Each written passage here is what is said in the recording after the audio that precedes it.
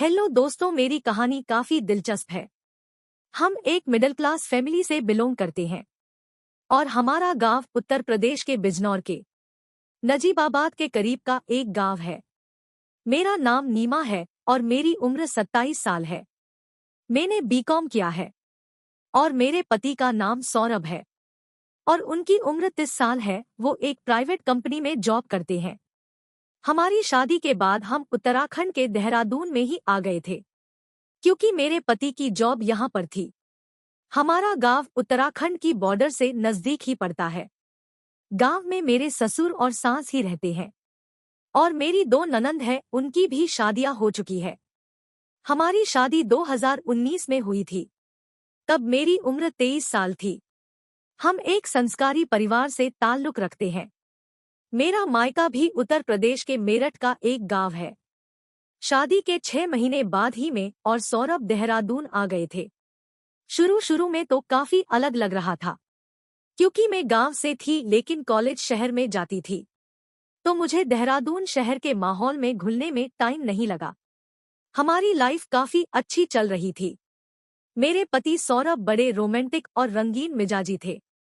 शादी के बाद हनीमून में कहीं बाहर जाने का टाइम नहीं मिला था, तो हमने देहरादून आने के बाद शादी के 2 साल बाद हनीमून के बहाने ही सही टूर जाने का प्लान बनाया।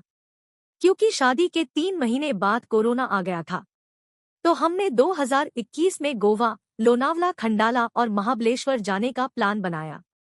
टोटल 12 दिन के टूर पर हम निकल पड़े। पहले हमें गोवा में जाना था, वहां 5 दिन रुकने का प्लान था। गोवा पहुंचकर हम एक बड़े अच्छे अगोंडा पैराडाइज नाम के रिसोर्ट में रुके। बहुत ही अच्छा रिसोर्ट था। शाम को हम बाजार घूमने निकले। उस वक्त मैंने जीन्स और ब्लैक टी शर्ट पहना था। गोवा में काफी विदेशी टूरिस्ट भी आते थे और सारे मार्केट में शॉपिंग करते रहते थे। कपड़ों से लेकर टैटू शॉप भी काफी सारे थे और लोग काफी फ्री होकर हम रहे थे। कई लोग शॉर्ट्स में तो पैंटी बिकिनी में भी घूम रहे थे। ये सब रियल में मैंने पहली बार देखा था। पहले थोड़ा अनकंफर्टेबल लगा लेकिन बाद में सब ठीक हो गया।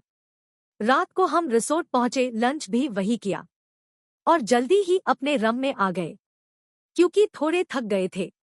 शादी के हमारा पहला हनीमून था तो रात तो रंगीन होनी ही थी। सौरभ रम से बाहर गए, तब तक मैं शावर लेने चली गई।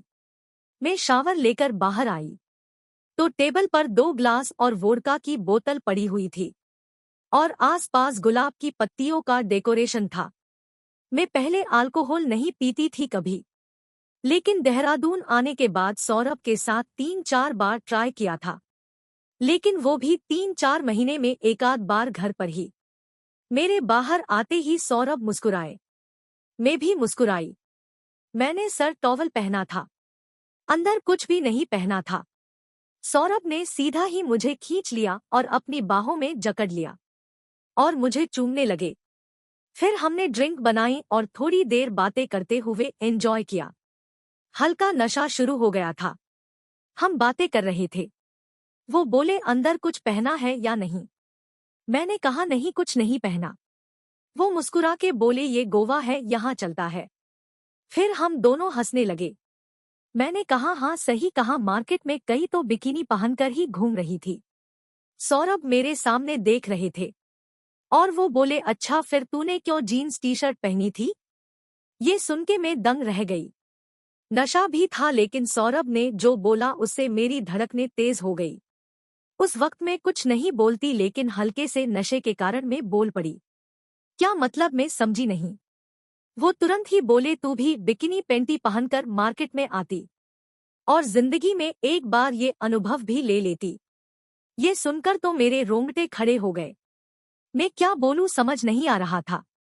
कुछ देर बाद मैंने कहा, क्यों जीन्स टी शर्ट में अच्छी नहीं लग रही थी? वो गंदी स्माइल करके बोले, बहुत ही सेक्सी लग रही थी। जीन्स में तुम्हारा बड़ा पिछवाड़ा बड़ा ही सेक्सी लग रहा था। कई मर्द की नजर तेरे पिछवाड़े पर थी, मैंने देखा था। ये सुनकर तो मेरे अंदर एक झंझनाहट दौड़ उठी। मेरी सांसें तेज हो गई।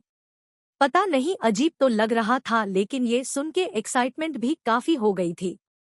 और पता नहीं नशे के कारण या और कुछ, मेरे मुंह से निकल गया कि अच्छा तो मैंने ब्रा पेंटी पहनी होती तो क्या होता। वो हंसने लगे और बोले, तुझे ब्रा पेंटी में देख सबके खड़े हो जाते, और हंसने लगे।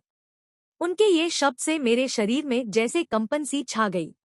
वो तुरंत बोले, टॉवेल निकालो, मैं तो लकी हूँ तुम्हें पुआ नंगा भी देख सकता हूँ। और फिर उस रात सच में हनीमून मनाया हमने। दूसरे दिन सुबह शावर के समय मेरे मन में पिछली रात की बातें आ रही थी, जो सौरभ और मेरे बीच में बातें हुई थी। सौरभ इतने फ्री माइंड होकर अपनी पत्नी के बारे में कैसी बातें कर रहे थे। इसी सोच में मैंने अपना पिछवाड़ा बाथरूम में लगे मिरर में देखा और थोड़ा सा कमर से बाहर निकाला और मेरी बॉडी को देखा। सच में सौरभ ने कहा था उस तरह में काफी सेक्सी लग रही थी।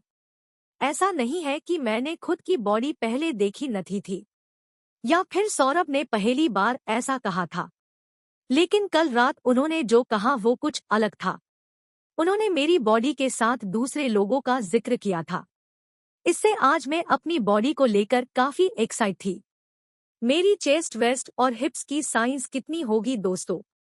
कमेंट में बताओ। जिसका किसी भी 2 आंसर सही होगा उनके कमेंट पर लाइक दूंगी, और जिसका तीनों आंसर सही होगा उनको रिप्लाई दूंगी।